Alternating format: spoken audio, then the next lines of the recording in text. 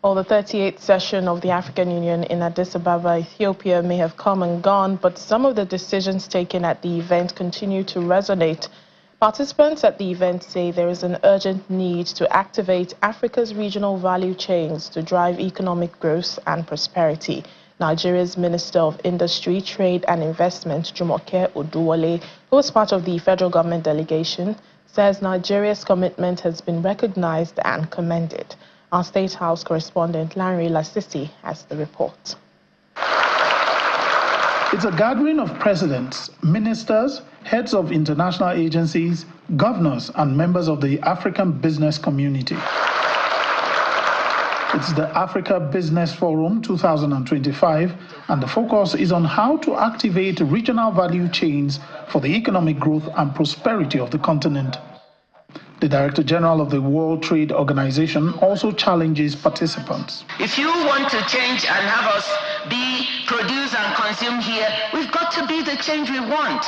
You know, we have to stop buying things from elsewhere. We send 80% of our cotton outside. We can transform it here, and all of us can wear beautiful clothes. Even suits can be made. I'm challenging everyone. If we want to grow, we have to. For the Minister of Industry, Trade and Investment, Nigeria is on the right track. The Secretary General, when he was speaking on the panel, charged ministers of trade to encourage their principles on the agriculture value chain, to make sure that agricultural products can move across the continent seamlessly. But you know, coming from yesterday, as Nigeria became co-digital trade champion, joining South Africa and Kenya, but really President Tinubu got a commendation, the only one, for leading on the digital value chain across Africa. So we're very excited about that. The governor of Oyo State highlights the role of subnationals in this regard. Yes, you can talk as you wish at the national level, but the implementation will still have to devolve to the subnational. So basically what I'm trying to preach here is to see subnationals as the enablers for what we're trying to do. As the 38th African Union Summit draws to an end, government officials are emphasizing some of the key decisions taken by Nigeria. It's very important for Nigeria in particular. The domestic reforms of President Bola Ahmed Tinubu is taken to now more of an international stage. It's for all of us in Africa, and it's very important that not only are we thinking about issues of security or strife in Africa, we also think about economic development. If you look at Darfur, Nigeria is one of the main drivers in the Peace and Security Council that has stood firm to say that the two sides have to be brought together, and Nigeria is already talking to both sides. With regards to Eastern Congo, there also Nigeria has played a very significant role. There is a strong belief that the new leadership of the African Union and the African Union Commission will lead the necessary reforms for the development of the continent. From Addis Ababa, Larry Lasisi, Channels Television News. Well, joining us now for more discussions on all that happened at the African Union Summit is African Affairs Analyst Dr. Okwi Okwala, speaking to us virtually from Lagos. Hello, Dr. Okwala. Thank you for joining us on the program. It's always my pleasure. Thank you, and good afternoon, viewers.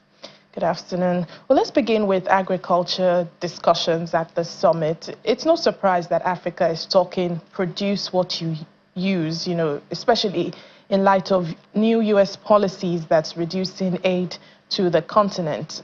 Can Africa really produce enough to sustain itself? Well, as they say, talk is cheap. But a slogan like that can be a motivation. It can convey resolve and determination to do things differently and to achieve great things. And indeed, Africa has the potential to produce even more than they use. We have the human capital, we have the fertile land, we have industrial people, we have young people. However, beyond slogan, we need to move to rolling our sleeves and doing the work. and paying the price, both leaders and followers alike. There is nothing that is lacking. Everything that is required for progress and development is in Africa. However, there are the two biggest enemies of development are conflict and corruption. Conflicts and corruption. If African leaders can work to minimize or reduce corruption and eliminate conflicts, there is nothing. Africa has the capacity to even overtake other continents. However, until we tackle these major issues, conflicts and corruption, it may be difficult for Africa to produce all they use. Well, the continent has also been touted as having the richest soil, but many a times our export products are rejected as substandard, considering that the West produces more of GMO crops while Africa's produce is organic. Why do you think this is so? Well, I think the truth is that the standards required in Europe or US may be different from what we do currently. However, I mean, Africans don't deserve less than Europeans or the Americans. But it does not necessarily mean that what they do is the best for us. The most important thing for us in Africa is not even exporting to Europe and America. As good as that may be, if we can explore intra-African trade, which currently is just at 12%. If we can trade within Africa, I think we achieve sufficiency and sustainability. Anyway, we can also take it further to go to Europe and to go to America. But when we want to go, we have to teach our people. I mean, these are the quality, these are the standards required for your products to be successful in European market, to be successful in American market, to be successful in Asian market. But let us even within Africa explore trading more within Africa. Currently, it is about 12%. Let us target moving into at least 50%. That within Africans trade within 50% of African trade is within Africa. That we make sure that there are wealth to be created, jobs will be created, and there will be prosperity for many.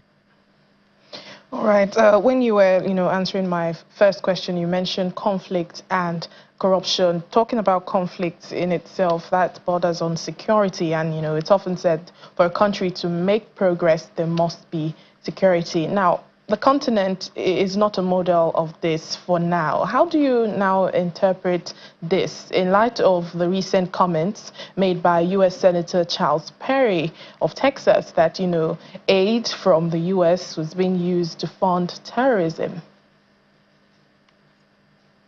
Well, I don't know how much I can take that to heart. Of course, the